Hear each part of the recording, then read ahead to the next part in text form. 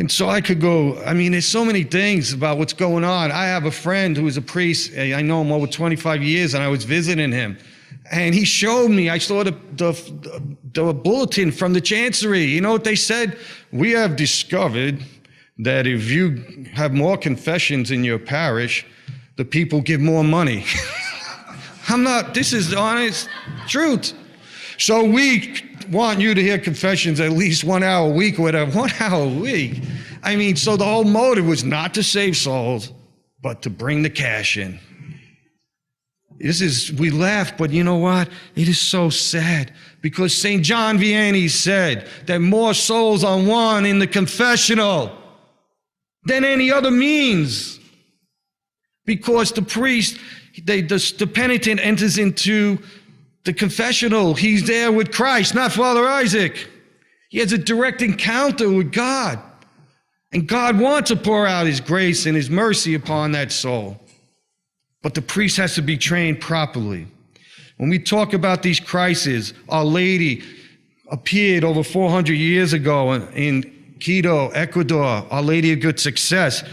And she warned us. The prophecies, I always tell people, we don't know the third secret, all that wasn't totally revealed, of course, in Fatima. But I said, go back 400 years ago. Our Lady knew they wouldn't reveal it. She gave a lot of the third secret 400 years ago at Quito. And no apparition describes what we're going through today better than Our Lady of Good Success. And I quote Our Lady. She says to Mother Mariana, who's incorrupt to this day, "Woe to the children of these times," that's our times.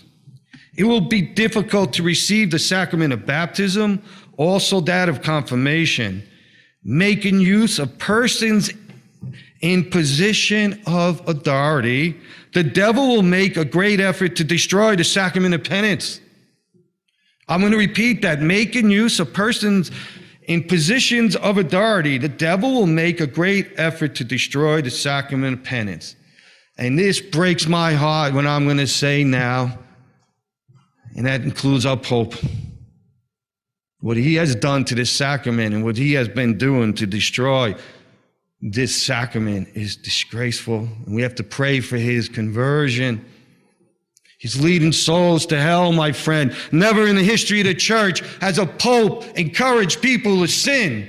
Never in the history of the church has a pope encouraged people to say in illicit marriages, committing adultery, and then tell them to go receive the sacrament of penance in the Eucharist. This is blasphemy and heresy. You hear me? Blasphemy and heresy. Amoris Laetitia is a document from hell, my friends.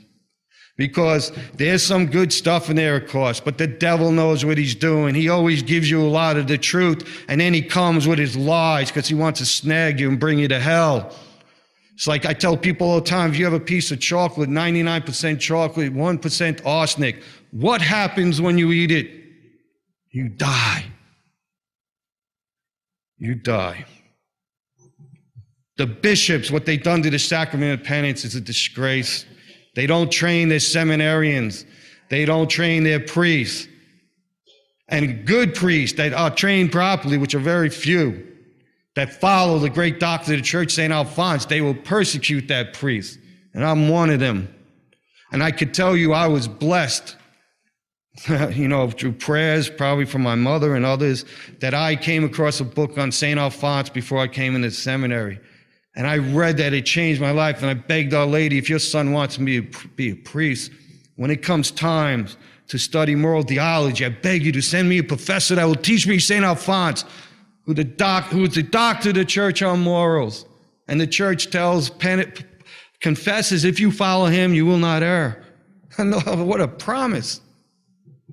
St. John Vianney said he didn't become a good confessor till he studied the works of St. Alphonse. St. Pio followed only St. Alphonse in the confession, and when I'm a simple man, but when I read that, that's enough for me. And with the grace of God, when I made my first vows and I started studying theology, my order, we had great theologians from the old school, not the new one. And I had a holy professor who was a living saint, God rest his soul, Father Alphonse Sutton. And he taught me and all of us, St. Alphonse. And I can't tell you the difference that made in my whole priesthood, because you're able to set souls free.